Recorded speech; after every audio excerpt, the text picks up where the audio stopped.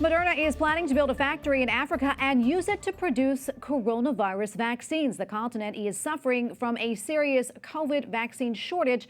Only 3% of Africans are vaccinated. Africa is reeling from the effects of the deadly Delta variant, with many reports of hospitals forced to turn away patients because there aren't enough beds. And joining us now is Sam Brownback, former U.S. Ambassador at Large for International Religious Freedom. He is working to bring coronavirus relief to underprivileged countries. Ambassador Brownback, great to have you on. Hey, it's a pleasure to join you. Always good to be on EWTN. We're grateful to have you. So talk to us about what prompted you to work with underprivileged countries, in particular Africa, when it comes to COVID-19. Yeah, I'd done it before. The PEPFAR program was one that came in under President Bush, and where we really brought AIDS relief to Africa, saved over 18 million lives, and it really improved the U.S. foreign policy position in Africa, because it's a strange thing, but people, when you save their life, they're grateful.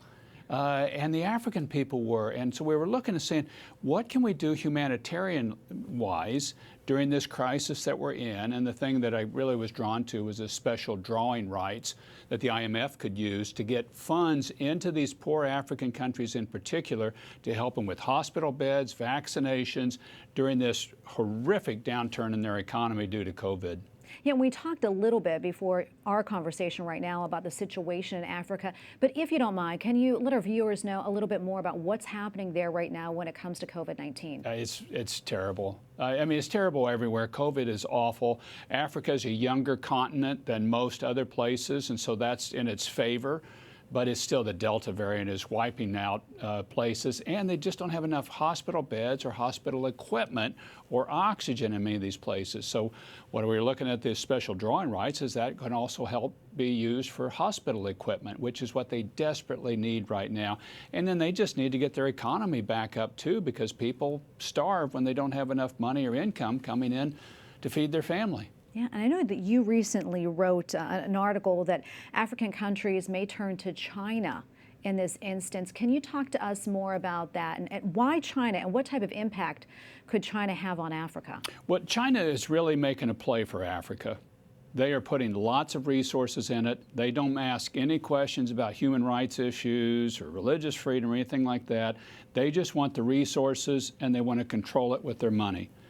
And what I'm seeing here is, in this situation, is they might try to provide vaccines to Africa as a way, again, of control, of getting making the play for Africa. We need to step up and help these African countries now, because they're desperately under-vaccinated. They really need the hospital beds, the hospital help. They really need to get their economy back going again. And here's a way that we can do this. And if we don't, the Chinese will step in. Yeah, and let me ask you this. You know, for people watching, maybe they're thinking, hey, what can I do? Is there a way for them to get involved, maybe help out in this front here? You know, I think donating to groups and causes, Catholic Relief Services and their help on vaccines, and particularly on hospitals. At this point in time, they need the vaccines, but now they really need oxygen, and they really need these oxygen portals and things like that that can sustain people through the low parts of when they get the coronavirus. Yeah, and coronavirus is not the only thing they're dealing with over there. Malaria has been a big issue for a long time, but we are hearing some good news on that front. The World Health Organization announced the approval of the first ever malaria vaccine. Can you talk to us about how that's significant for the people of Africa? That's the holy grail on malaria, is getting a vaccine, a pill that can stop it. Malaria is devastating and has been for decades in Africa. We put in bed nets. We need to be able to do spraying in some localized area. But this is a real breakthrough. And for a number of years, people have tried to get some sort of treatment that actually would work, or a vaccine against it.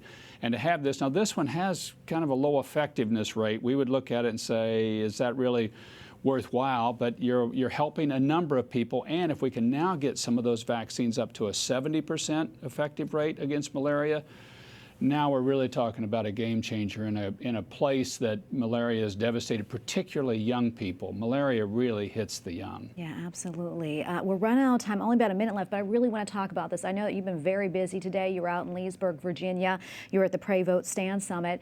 For those who aren't familiar with what happened this past week there, can you talk to us about that, why you were there, and also the subject of religious freedom here in the United States? I've worked a lot on international religious freedom, and what I've really seen is we've got to start protecting it here a lot more. It is under attack here, and this is the lead country in the world to protect religious freedom. And if we don't stand up for it here, it'll get worse around the world. We need to stand here.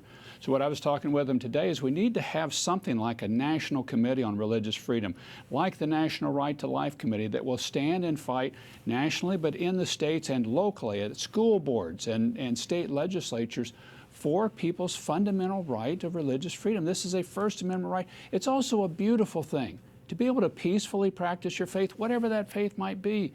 And that's what I was talking about. We're going to have to start fighting a lot more here for this fundamental right. Yeah, make our voices heard. Well, Ambassador, so great to see you. Thank you for coming on, and thank you for all that you do. Thank you, Tracy. Good to join you.